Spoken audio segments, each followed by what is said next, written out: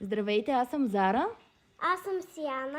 И сега ще ви покажем какво си купихме днес. Виждаме, че е много модерен тренд. Да. Нашия татко каза да не се прибираме без да сме си купили подаръци от него за 8 март. И Ето. покажи първо твоя.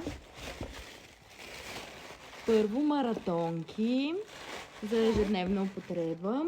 Те са на марката Нели Бупо, между другото, за втора или трета поредна година и взимам едни и същи, с една и съща разцветка, изключително здрави и цената не им беше особено скъпа, някъде около 50 лева, но са и много удобни и да ги драска общо взето за 1-2 дни. Ела, мамо, записваме още.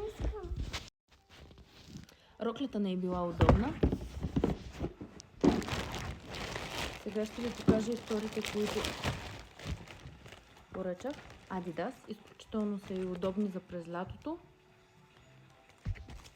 Ще ви изложа колко бяха като стойност, но са удобни и не се преплъзват. След много дълго търсене, общо взето, за първи път излизам в града да си купувам нещо. Приятно съм очарована от тази марка. Не знаех изобщо, че съществуват обувки. Исках да е нещо по-елегантно, нещо спортно елегантно, за да мога да ги нося на по-спортно елегантни визи. Страхотна, лятна.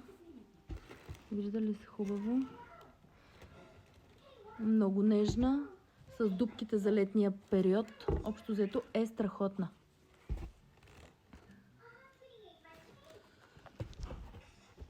Двечки. Изключително меки са помежду другото, много лесно се ходи с тях. И една бяла, за да имам с какво да съчетавам, на Аксел. Аксел едно време съм ги купувала от Гърция. Много увеличаваме детското. Много ми хареса самия колан, че е дебел. Колан. Yes. Самата дръжка, изключително удобна, лека, практична. Това е от нас, това си купихме за този път. Ако ви харесват, последвайте ме и ще правим още видеа на всички покупки и общо взето нашето ежедневие. Чао от мен!